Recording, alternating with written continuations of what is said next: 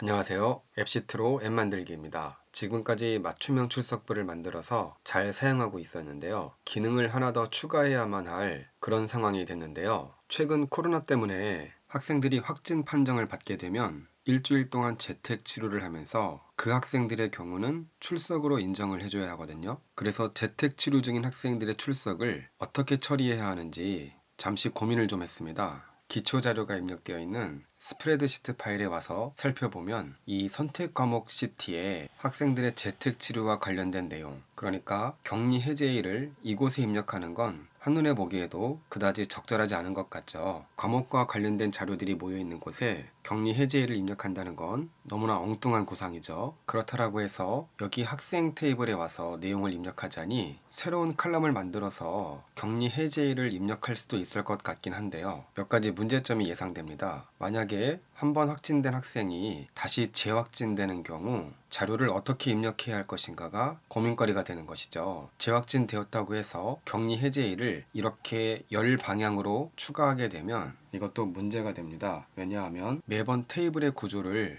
리스트럭처 해줘야 하는 거잖아요. 이전에 입력된 자료를 지우고 새로운 자료를 입력하는 건 어떨까요? 그렇게 되면 격리 해제와 관련된 자료를 통계내거나 집계할 때 과거 이력이 누락되는 것이 되기 때문에 여기 학생 시트에 격리 해제와 관련된 내용을 입력하는 것도 적절치 못한 방법 같습니다. 그럼 여기 출석 확인 시트는 어떨까요? 출석과 결석이 입력되는 시트니까 왠지 어색하지 않을 것 같긴 한데요. 이것도 좀 문제가 있는 것 같았습니다. 아까 학생 시트에서처럼 새로운 칼럼을 추가해서 격리 해제일을 입력해도요. 재확진되는 경우는 어떻게 해야 할 것인가? 출석을 확인하게 되면 그날의 자료가 행 방향으로 계속 생성될 것이기 때문에 그 날짜에 맞춰서 격리 종료일을 입력해도 괜찮을 것 같긴 합니다. 그런데 통계를 내거나 집계할 때 좀 복잡할 것 같은 느낌이 드는 거예요. 불가능한 건 아니지만 번거로운 과정을 거쳐서 자료를 집계해야 할 것 같은 생각 때문에 결국 새로운 시트, 그러니까 새로운 테이블을 만들기로 결론을 내렸습니다. 그래서 시트를 하나 새로 만들고요. 시트의 이름은 자가격리 해제로 하겠습니다. 그럼 이렇게 만든 자가격리 해제 테이블은 이전에 만들어진 다른 테이블과 어떤 관계를 맺어야 할까요? 아무래도 학생 정보가 필요할 테니 학생 테이블과 연결지어서 자료를 입력하는 것이 타당하다는 생각이 듭니다. 그럼 먼저 키에 해당하는 아이디 자가격리 해제를 만들어주면 되겠죠. 학생 테이블과 연결 지을 것이기 때문에 학생 테이블의 키를 가지고 와야겠죠. 아이디 학생이라고 입력하고요. 그리고 자료를 입력한 날짜가 필요할 것 같습니다. 입력 날짜라고 해보고요. 그리고 마지막으로 격리 해제일을 입력해 보겠습니다. 이제 앱시트 편집 화면으로 돌아와서요.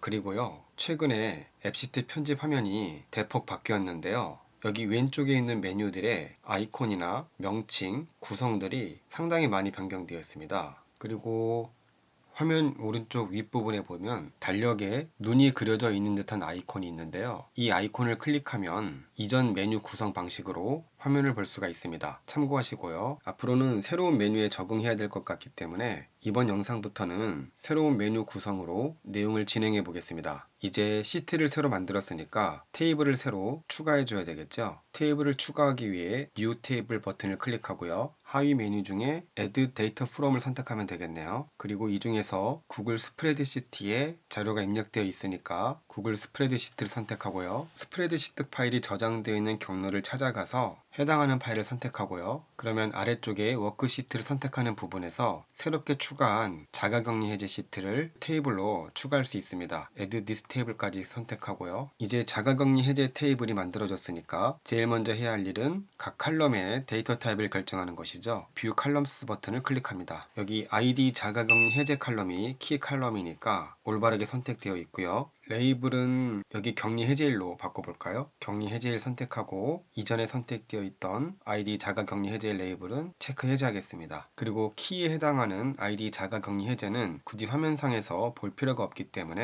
여기 show 속성을 체크 해제하고요. show를 체크 해제하게 되면 서치 속성에 해당하는 내용도 체크 해제해야 한다고 말씀드렸었죠. 그리고 여기 아이디 학생은 학생 테이블과 연결짓는 칼럼이니까 데이터 타입을 ref로 바꾸겠습니다. R 입력하면 ref가 선택되죠. 이 상태에서 탭이나 엔터키 누르고요. 그 다음 팝업 창에 어떤 테이블과 연결할 것인지 선택하게 되어 있는데요. 학생 테이블과 연결할 것이죠. Done 클릭하겠습니다. 그리고 입력 날짜는 데이터 타입이어야 되겠죠. 그 아래 격리 해제일도 마찬가지로 데이트로 선택하고요. 탭이나 엔터로 입력을 마무리합니다. 그리고 여기 입력 날짜와 격리 해제일은 데이터를 입력할 때 날짜가 자동으로 입력되도록 하기 위해서 여기 초기 값을 입력하는 부분에요. today라는 함수를 입력하겠습니다. 이제 좀 익숙한 내용 아닐까요? 저장하고요. 격리 해제일도 today 함수 입력하고 저장하고, 그리고 여기 자가격리 해제 테이블에는 학생들의 이름과 학생들이 선택한 과목명이 필요할 것 같습니다. 여기 스프레드시트에 와서 학생 이름과 선택 과목명을 직접 입력하는 것보다는 여기 앱시트에 와서 벌추얼 칼럼을 만들어서 학생의 이름과 선택 과목명을 추가해 보겠습니다. 벌추얼 칼럼을 만들기 전에 역참조라는 개념을 살펴볼 텐데요. 앱시트 공식 문서에 가서 역참조를 검색해 보면 역참조의 개념이 나와 있습니다. 이 내용을 살펴보면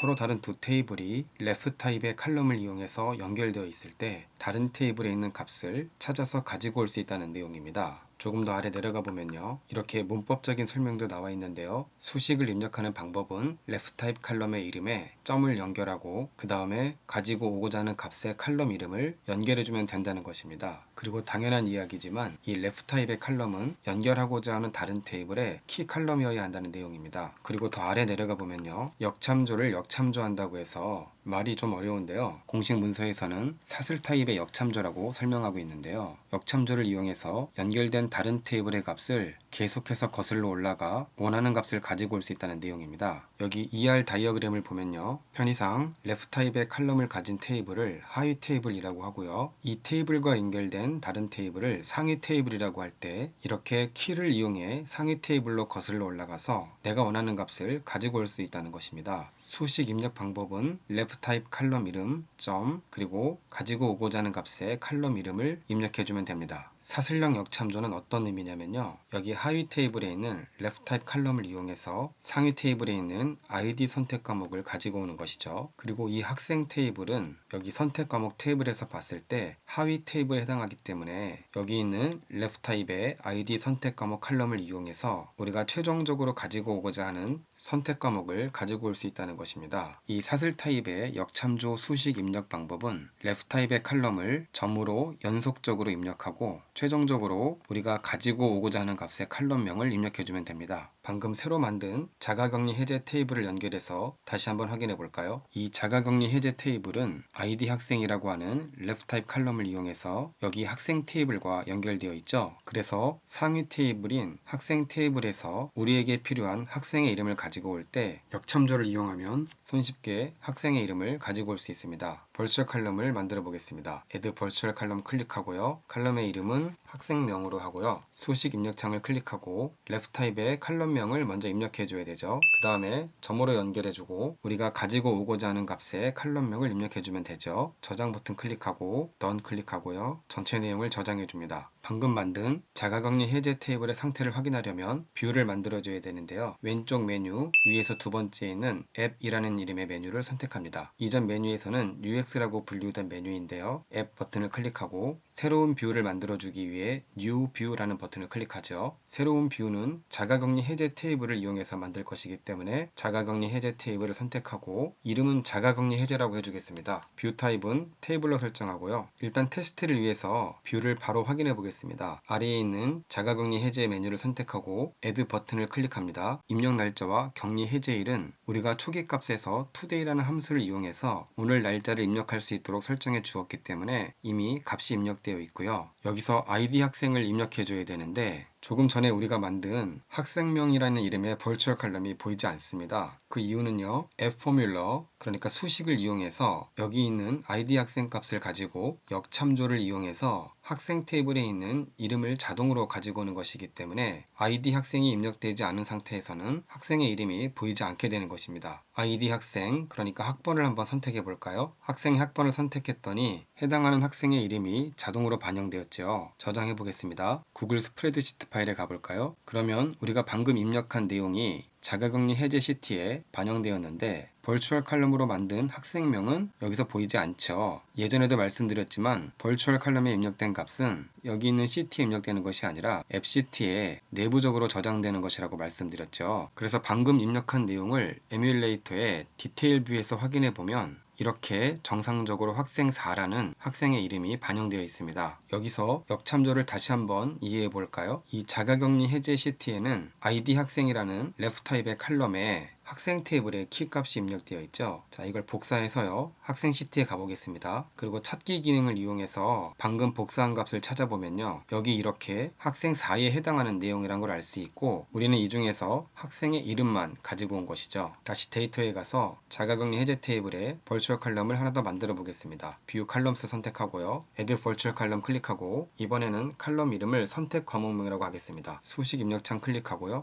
사슬 타입의 역참조를 이용할 것인데요. 레프 타입 칼럼에 있는 키를 이용해서 상위 테이블을 거슬러 올라가 우리가 얻고자 하는 최종적인 값을 선택하는 것이죠. 먼저 레프 타입인 ID 학생 칼럼을 입력해 주고요. 점으로 연결하죠. 그리고 학생 테이블에 있는 레프 타입의 ID 선택 과목을 연결해 줍니다. 그리고 다시 점을 연결해 주고 선택 과목 테이블에 있는 과목명 칼럼을 이용해서 선택 과목의 이름을 가지고 오는 것이죠. 칼럼 이름 입력하고 저장해 보겠습니다. 넌 클릭하고 전체 내용 저장하고요. 아까 말씀드린 것처럼 레프 타입 칼럼을 거슬러 올라가 우리가 얻고자 하는 최종적인 값을 가지고 오는 것이죠. 이런 방식의 기능을 역참조 중에서도 사슬 타입 역참조라고 말씀드렸습니다. 새로운 내용을 추가해 볼까요? 자가격리 해제 메뉴에 가서 새로운 학생을 추가해 보겠습니다. 학생은 이 첫 번째 학생을 선택하고요. 그러면 자동으로 역참조 관계를 이용해서 학생 1과 선택 과목명 A가 자동으로 반영되죠. 저장하고요. 구글 스프레드시트 파일에 가보겠습니다. 자가격리 해제 시트죠. 다시 한번 살펴보면 두 번째 입력된 이 내용에는 ID 학생이라는 레프 타입 칼럼에 키값이 입력되어 있죠. 이걸 복사해서 학생 테이블에 가서 한번 찾아보겠습니다. 컨트롤 F 눌러서요. 복사한 값을 붙여넣고 그러면 우리가 방금 입력한 내용은 학생 1과 관련된 내용이란 것을 알 수가 있는데요. 여기서 다시 ID 선택 과목이라고 하는 레프 타입의 칼럼을 활용하는 것이죠. 이 키값을 복사해서 다시 선택 과목 시트에 가서요. 붙여넣기 하고 확인해 보겠습니다. 그러면 이 값은 과목명 A에 해당한다는 것을 알 수가 있죠. 그래서 이렇게 두 번째로 입력한 2010